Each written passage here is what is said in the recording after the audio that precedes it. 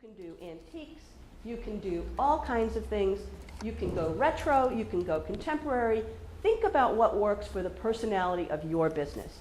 As long as there's space, you don't want to overload it, but you want to have each identity be clear to the customer when they come in. That, you know, the brick and wood is very sort of clean and contemporary. The red and silver is contemporary. The other ones have a little more fun in them. They're using dressers for salon styling stations instead of the traditional built-in styling bars. So I think you can have a little fun with your space if you just look at it from a new lens and think about that. And what about storage?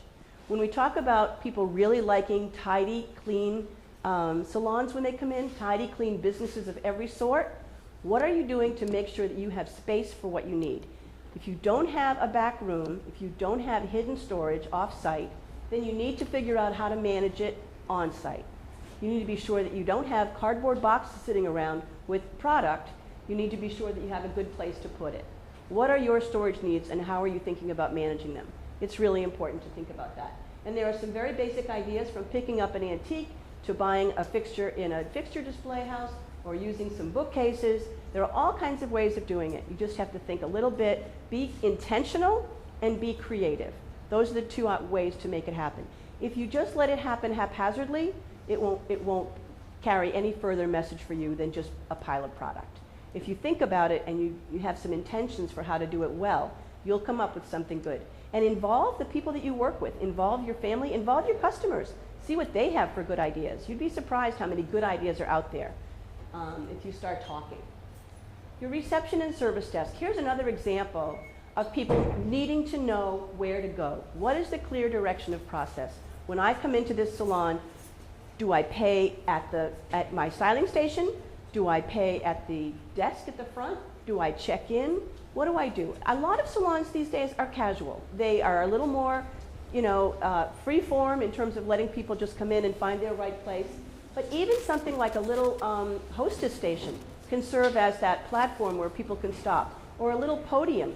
You don't need to have a full salon reception desk. You don't need to have a huge area dedicated to checking in.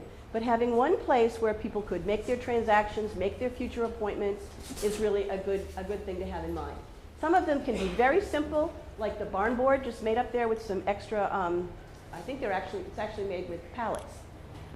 Just something really simple, or a hostess station, or a formal station. Now I will say that the formal station over here that has all the product behind the receptionist is not as good as having some of the product at least be out and available. Customers like to be able to pick up their product, look at it, think about what it goes with. Oh, there's a shampoo and a conditioner and a styling gel. Not just see something in the back and have it handed to them. So you're going to have more sales if you have it out front and let customers engage with the product and engage with you. Interior signage. Everyone in the salon on a great day is busy, right? So you don't have time to give every message out that might be important to your salon. You don't have time to tell people, oh, don't forget to get a gift certificate. Mother's Day is coming up. Great little salesmanship happening just in a little frame by the checkout desk. Walk-ins are welcome. Bring a friend, make an appointment today, get your manicure. If you have a program for a frequent buyer program or a referral program, these are things that you can have signs about. Small signs sort of peppered around, not all over the place, but small signs in good locations for people to read is a second way of learning how to shop in a store. Sometimes people are involved in the discovery process. They just want to try and investigate things on their own. So that's a good way to do it. Come on over here. You got a spot? You got a spot? Okay. Lighting. Lighting is also a really important part of every salon. Certainly you as professionals know about the importance of task lighting. You have to have good light so that you're cutting the right hair or getting the right color and all of that. But nobody looks that good in fluorescent lighting, right? So having some sort of wall sconces or something with incandescent lighting that can be cast on the customer's face also really is helpful. Best practices for interiors in general. Put it all together intentionally. Don't just let it happen. Think about what you want it to look like. Make sure your space is easy to navigate and that color is working to help people move around your space. Fixtures that add meaning and definition to your brand, also, they need to make your work easier by working harder as a fixture. If you need storage, if you need display, whatever it is, think about what you want that piece of fixture or that piece of furniture to do and make sure it works hard for you so you don't have to do the extra work of refilling it all the time, perhaps. Small signs add value and salesmanship, so you don't have to do everything. And lighting adds interest and energy. Certainly generic lighting is needed, ambient lighting is important, task lighting is important, but having the lighting that adds some energy in a retail space is also a really good idea. For example, little track lights on your retail product. They're very easy to get. They cost like $79 in the local store, and they don't even need to have an electrician wire them up. They can just be plugged in. Just add one little strip of track lighting, and you're going to add a little pop of energy right over your retail product. Customer service, hire for attitude, train for skill. I can't tell you that enough. Make sure you're looking, and I will tell you one thing, I've done about 6 or 7 salons in the past year. And I've worked with every business owner who says, I'd like to bring in 1 or 2 more people. And I will tell you that as soon as they invest in their business and think, and not a lot of money, none of these things cost a lot of money. Putting up a fresh coat of paint isn't a lot of money. Moving things around so that it's more welcoming isn't a lot of money. Adding a few lights is $100 or $200, not a lot of money. But as soon as they felt better about their salon, they attracted better people. And as soon as their salon looked good, they attracted people who were interested in saying, I want to work in this place because it looks good, because it's well taken care of. If you take care of your space and you take care of yourself, then I think you're going to take care of me as a customer or me as an employee. So think about whether or not your space really calls people to think that way about you and your business, okay? Establishing standards and policies. Now I know this is a touchy area for salon owners because a lot of you have different relationships with different stylists. Sometimes there's a rental, sometimes there's an employee status, sometimes there's a commission arrangement. There's all kinds of ways that you work with different people that come into your store. That's fine. That part does not need to be shared with other staff. But the same policies and procedures need to be understood. You are one building, one salon, one brand when you're there, okay? So if you have other people coming into your space, even if they work other places, other times, they use your business card, the business card with their name on it, and your phone number, or some way of connecting with the brand. Maybe you say to them, and we all wear a black smock with the logo of the brand on it when you're here. You're always on time. We have the same rates, or we have similar rates that we all understand. We have standards of customer behavior when they're in the store. You don't let them use cell phones if the other one does. So, everyone has to have the same standards and policies. And if you haven't written up a 2-page sheet that tells everybody what that is when they walk in the door, then that's a job that you really need to do. And I have some examples of that if anybody wants some, because I really think that'll help everybody be on the same page. And you, as the salon owner / manager / chief cook and bottle washer, will have a little bit less to worry about if you take care of that. The other thing your staff can do is be ambassadors for your community. We talked about keeping the money in the neighborhood, 68 cents for every dollar, staying in the neighborhood. If you keep things local, well, if somebody comes to you and says, gee, I love your salon, I need a dry cleaner. You ought to be able to recommend the dry cleaner in the neighborhood by name and by address so that they stay shopping in the neighborhood. If they say, I need a new drugstore, or maybe you don't do manicures, I need a new manicurist, I need something else. You ought to be able to recommend the florist, everybody in your neighborhood, and all of your staff should too. This is how you keep people coming back. You can't be the only thing they come for. But if they come for the pharmacy next door, they'll stop in and get their eyebrows done. Right, Rosanna? Right. Okay, so that's sort of the business about the space. And let me tell you, when I used to work for Clark Shoes, and at Clark Shoes, we believe 70% of the buying decision happened when you walked in the door.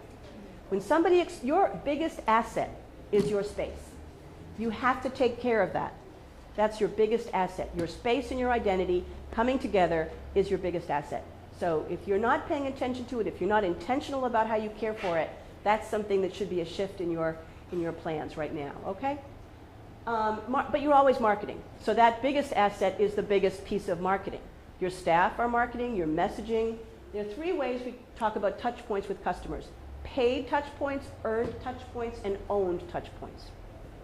Paid is advertising or discounts where it actually costs you a little bit of money or a little bit of margin. Okay, that's a paid touch point with a customer. And there are some situations where that's a good investment. It's a good idea to do that. Earned touch points are what everybody tells me is their only marketing, which is word of mouth. Well, word of mouth nowadays is word of mouth, plus it's on the phone, plus it's texting, plus it's Facebook, plus it's website referrals, plus it's everything that everybody does to mention your name. So word of mouth is important, but it's more than just saying, I'm bringing in a friend or I sent a friend in. Referral programs are all great, all of these things are great, but you need to keep in mind, those are earned. Also, publicity is earned. If you can get in the local paper, all of these kinds of things. If there's a story, your story about the children's program, maybe they could come and take pictures and have that in the local paper. That's an earned benefit for your business, and you should use it. That's a touch point with customers. And owned is your space, your website, the staff that you pay. They are all people and resources that are owned by you and carry a message for your customer from you. Okay, so these are the 3 key touch points. We'll go through a few of them. Every name is an asset. Second to your space is the names in your customer database. Everybody should have a book by the front door, by the registration desk or the service desk, or have everybody collect names. That way you can build a strong database and use it. You can make simple things like ask your vendors to give you something to put in a basket and then say everyone who leaves their name here and gives me your email or your text, your cell phone number will be entered in this drawing for this big basket of beautiful hair care products. So they sign their name, they give your email. Once a month you draw a name. That person takes home the basket. But you have 200 other names that are now going into your database. Build your database. When people say to me, oh, business is a little slow, I ask, why aren't you using your database? Now is the time to zip out a little text, zip out a little email with a special offer to these great customers and say, here's the best offer I've got to the best customers I have. And I'm going to bring you in right now, because right now is when I need you. And like Keisha said, people want good businesses in their neighborhoods to thrive. So you tell them, I need business. March is slow. February is slow. Come on in and we'll do a special. They'll engage with you in that. So think about how many people are happy with their database? Okay, there's the second thing you're going to do when you go home. The other thing to keep in mind is emails and texts are the best way to communicate. You don't need to send big postcards anymore. It doesn't need to be a very difficult, involved program. But MailChimp is a great resource. It's 500 names for free. They have great templates. You can put in an interesting subject line and a cool picture, and you grab somebody's attention with a quick email. So that's a really easy way to do it. Coupons. Coupons can be distributed in a million ways. You can give them out at your salon for the next appointment. You can give them for a different type of service. Maybe you never had a manicurist before and now you do. For every time you get color or cut, you get a coupon for a manicure, just at a 10% off or something small, just to engage them. That's cross-merchandising. It's retailing. It's what we need to do to keep our businesses growing. Frequent buyer programs, represented here by Latino Beauty Salon, which is Rosanna right here, was one of my customers a long time ago. Keeping customers coming back. If you can get them to come back for the 10th time or the 8th time, or you can increase the frequency of their coming back every 5 weeks instead of every 7 weeks, that's going to grow your business over the course of the year. So think about how you can keep customers coming back. And Rosanna also did a cross promotion where you could come in for your hair and have a cross promotion for your eyebrows, because she's an eyebrow specialist or eye specialist. And these are investments that the reward is collected at the end of the customer's investment. If the customer comes in 5, 6, 7, 8 times and pays the regular fee, and then they get the 9th one at a discount, well, that's great. And you've already earned the 7 or 8 times of income. Also, rewards for referrals. Having customers suggest to a friend and making it intentional. Again, here's a situation where you don't just sort of mention, oh, well, refer a friend and I'll give you a deal. Make it concrete. Make them take home this little card, stick it on their bulletin board or on their refrigerator, and say, oh, I meant to tell you about going there. And by the way, if you go and mention my name, you'll get 20% off, and I'll get 20% off, so let's go together. Now all of a sudden there's a tool, a real tool, a tangible piece of paper that customers can use. And you can distribute coupons a million different ways. You can put them on your Facebook page, you can hand them out in the store, you can have people pass them on to one another, all kinds of ways. Moving billboards, I mean, this is sort of a simple example, but sometimes you have cars with the brand on the outside, delivery vehicles and so forth, or packaging for cupcakes. But in a simple way, as long as your products go home in a bag with your name on it, it can be a simple brown bag with a label. Just something really simple, or a stamp. You know, it doesn't cost anything. People say, oh, I don't have the money for bags, for custom-made bags. Well, you can go get the very generic ones, and you can just put a stamp on it with your logo on it. And that's the one-time $50 or $25 that'll last forever. And I really think that if everybody has a different relationship with the salon, wearing an apron, wearing a smock, wearing something with your brand identity on it, does remind them, and it reminds the customers, to stay comfortable with everybody feeling and acting the same way under the same umbrella. Special events in your store are also important. Keisha mentioned one, the cause-related marketing. When you do something good for another charity or an entity, you will get the sort of glory, which gives you the press release. So there's one level of marketing. You will also get the charity to do the marketing for you. For example, in my town, the salon used to give 10% of their sales on Tuesdays for the high school graduation party. Now, the high school used to just send out messages to the parents all the time. We want to have a great graduation party for our kids, so if you're going to go to this store on Tuesday night or this salon on Tuesday night, we're going to be able to earn some more money for the party. And everybody got the message. They didn't do the marketing. The salon didn't do the marketing. The school did. So that really kept everybody moving. It helps you build your database when you have these drawings, and it brings attention to your store just by having the event. We talked a little bit about publicity. We talked about balloons. So put those two together. Celebrate everything. What's the anniversary of your store? Did you open June 1st 5 years ago? Party time. Did you open 8.5 years ago during a snowstorm? Party time. Did you open with a whole different staff, or do you have some new staff coming in? Party time. Did you do something to improve your store? Did you paint it, put in new lighting, you know, refresh it a little bit? Party time. Okay? All of these opportunities are occasions to invite people in and let them sample your business and sample the feel of your business.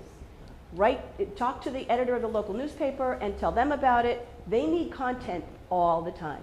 So do the local cable TV programs. They need content. They need to be able to tell a story to somebody about something. So tell everybody what's going on and make it noisy. The internet. Everybody knows that the yellow pages are a dying thing and newspapers are having their own struggles, but the internet is the place where everyone needs to show up. A retail website should not cost thousands of dollars. It should cost less than $500 to be designed well, up and then hosted, and most of the hosting you can do for, like on a Wix website, is $12.95 a month. So this is not a huge investment, but it is a requirement of being in business today. You cannot just not show up when people go to Google salons in Greater Grove Hall area, salons in Dorchester. You need to show up. The other thing you need to do is claim your Google place. Every business that has an address has a Google place on a map, and you have to go in and claim it. So when you Google yourself, say I'm looking for, and look for the name of your own business, if you don't have a red dot on a map right next to your name, then you need to go in and claim that. And it's very easy to do, and if there's anything on the internet that you can't do, find a teenager. Okay? That's true. Truly, find a teenager, anyone from the age of 14 to 19. They will help you. Offer them a free haircut. Offer them $25. If you really don't want to touch the internet or social media at all, offer them $20 a month to maintain it for you, and give them content so that they can put it up. It's not a big deal. There are high school kids all over the place. Do you know what the high school kids are doing? They are being told, make up a business and design a website for it. Okay? Why do they need to make up a business when we have great businesses that need websites? We ought to be in there telling them, we've got a business that needs a website. We'll give you a real life case study. And in fact, we have real life content. We have real life names. We have real life pictures of our styles. We have everything that they can work with. So think about that. When you're doing your website, apply your brand identity. If you have a green logo, or, oh, I'm sorry that lighting doesn't show up too well there. It's green and gray. If you have a green and gray logo, green and gray identity, don't have a red and purple website. Okay, pretty simple. Keep things lined up. Uh-oh, not yet. Okay, okay. Picture the front of the store. When somebody finds you online, they want to know, now I know that name. I think it's on this street when I drive down this block. Oh, now I've seen it before. So help them remember where you are and what you look like so they can go. Link to your Facebook page, which is also free and easy to set up, and that's where you post your offers. So people know that their behavior is reinforced and rewarded when they go to the Facebook page. Okay, and be mobile optimized. Most of the young people today don't use laptops or PCs. They use their cell phone for everything. So you need to make sure that your website is mobile optimized. If it's not, time to rework your website. Okay? So best practices in marketing. Keep in touch with your customers. When you need them, they'll be happy to come to you. Just let them know. Add value for them when you need it. That's what that means. Okay? Be visible away from your store. So this is sometimes a challenge. If there's an event that you can participate in that's not in that same address, that same store all the time, try to go to it. Try to be visible away from your store and bring a ton of business cards or coupons. I was working with someone the other day who goes to farmers markets and doesn't bring a coupon. So all they're doing is they're going to the farmers market and they're selling their product for, you know, and they've got a few more customers there. But the customers don't know that they can go back to the store and get more products similar to these few that he can bring to the table for a small discount, just by inviting them back and saying, thank you for being a customer at the farmer's market. Now come see me in my real store. So those are little things that you can do to bring them back. Align the look of all your marketing, your language, your identity, your advertising, your press releases, your website, your social media. Celebrate everything. Build a great database and offer good deals to those good customers. And remember that your biggest asset is your storefront. So you need to make sure that that is glowing at all times. So I have a few examples of businesses that I've worked with that you can see, and then we can talk. People have questions or whatever, that'll be fine. Here is a business out in Westfield that Optimum Health was their original logo. They are a massage therapy salon, spa, and they look like they're part of Blue Cross Blue Shield. I mean, they're very corporate looking. The identity just didn't resonate with the interior of the store or the exterior, to be honest. The inside was all warm reds and browns and candles glowing and all kinds of things. So we designed a new website for them called Optimum Health Therapeutic Massage with the basic OH together, sort of making you say what you feel when you leave there, like, oh, that felt good, right? Kaya Salon is up in Somerville, and she was very excited when she got to bring in Aveda product. So she brought it all in and put all the shelves in the windows, and nobody could see into the salon. She had a beautiful reception area, but she was so excited about her product, and all of a sudden business fell off because everyone thought it was an Aveda retail shop with no salon behind it. And she actually had like a huge salon and spa on the lower floor too. So we moved all the product over to the side, got the chairs up in front, and put some plants in and just doctored up the reception area so it looked welcoming and warm and happy, and suddenly business got back to where it used to be. Here's Mabelle's. Mabelle is known for her, is that leopard skin or something? That animal print and red. And she really, so her website, she's got her reception area is all red and animal print, and it's really cool. And so we use that to wrap around the website that we developed for her. And again, she really got her flattering lights going. She had a lot of blue light in there. And she had the red walls, but it just wasn't enough. So we added a lot of warmth and put her whole identity together and have helped her with her business. Sally's Hair Care and Spa had an identity. Her whole inside was painted this color of these chairs. And then that was sort of it. That was sort of where it ended in terms of having an identity. So we just went back to her and said, well, let's just use it. We've got this goldenrod paper. We've got all these images. We bought all these flower images and put them in white frames from IKEA and put them all around the wall to kind of break up the goldenrod, which was a bit much. Then we put, sunflowers around, and it was just beautiful. And everything really started to come together for her identity, and it really did make her feel better. And she started bringing in more staff, which I think really started to help her business, the bottom line, get better, because you can't do it all yourself, all alone. So that's my connection between salons and retailing. I hope it meant something to you. And I'm here to talk to anybody that has questions or make referrals to any programs that we might have in the Office of Business Development or whatever. So thank you for coming.